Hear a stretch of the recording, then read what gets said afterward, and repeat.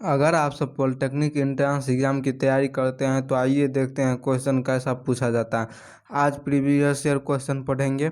जैसे कि आज पढ़ेंगे फिजिक्स में ऑब्जेक्टिव सीरीज पढ़ेंगे।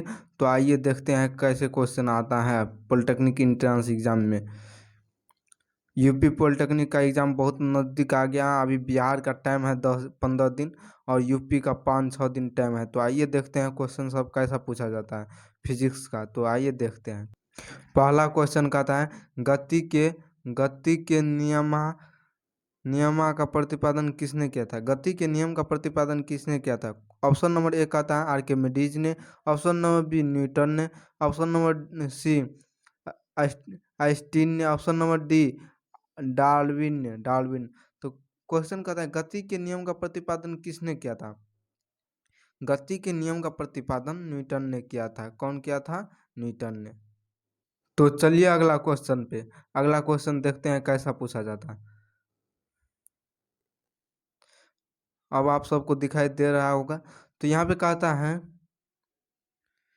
न्यूटन के गति के प्रथम नियम से किस राशि की परिभाषा मिलती है।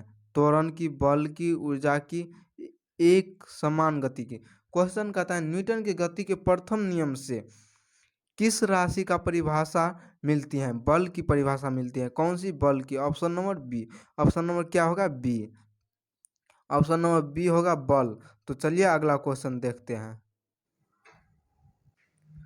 किसने कहा है एक पिंड विरामावस्था में तब तक रहेगा जब तक कोई बाहरी बल पिंड पर कार्य नहीं करता है। क्वेश्चन कहता है किसने कहा है एक पिंड विरामावस्था में तब तक रहेगा जब तक कि बाहरी बल पिंड पर कार्य नहीं करता है। तो ऑप्शन नंबर ए कहता है आइंस्टीन ने। ऑप्शन नंबर बी कहता है आर्किमिडीज ने। ऑप्शन नंबर सी कहता है गैलीलियो ने। ऑप्शन नंबर डी कहता है न्यूटन ने। क्वेश्चन कहता है किसने कहा है एक पिंड विरामावस्था में तब तक रहेगा जब तक कोई बाहरी बल पिंड पर कार्य नहीं करेगा। न्यूटन ने कहा था। कौन कहा था। न्यूटन ने। Option number D. तो चलिए अगला क्वेश्चन पे क्या होगा। न्यूटन ने। Option number D. अगला क्वेश्चन पे चलिए। क्वेश्चन नंबर 4 कहता है एक गतिशील बस में अचानक ब्रेक लगने से सवारी आगे की ओर झुक जाता है। यह किस नियम के पालन करता है। किस नियम का पालन। ऑप्शन नंबर ए कहता है न्यूटन के प्रथम नियम। ऑप्शन नंबर बी न्यूटन के द्वितीय नियम।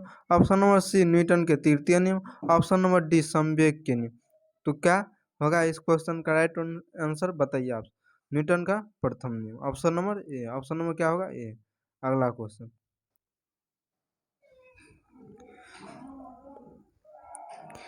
न्यूटन के गति का कौन सा नियम जड़त्व की व्याख्या करता है। प्रथम नियम, द्वितीय नियम, तृतीय नियम, इनमें कोई नहीं।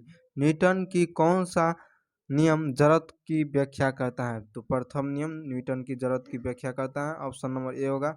अगला क्वेश्चन चलिए। अगला क्वेश्चन कहता है एक वस्तु का जड़त्व की प्रत्यक्ष निर्भरता है द्रव्यमान पर, वेग पर, आयतन पर, संवेग पर। क्वेश्चन कहता है एक वस्तु का जड़त्व की प्रत्यक्ष द्रव्यमान पर होता है। क्या द्रव्यमान पर। Option number A. अगला क्वेश्चन पे चलिए। जड़त्व के नियम का नियम सर्वप्रथम किसने दिया था। गैलीलियो ने, न्यूटन ने, आर्किमिडीज ने, इनमें कोई नहीं। क्वेश्चन कहता है जड़त्व का नियम सर्वप्रथम किसने दिया था। ऑप्शन नंबर ए गैलीलियो ने दिया था। कौन दिया था। गैलीलियो ने। Option number A. तो चलिए अगला क्वेश्चन देखते हैं।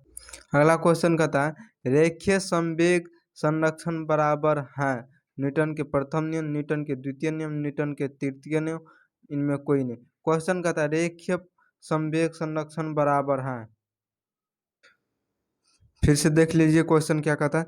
रेखीय संवेग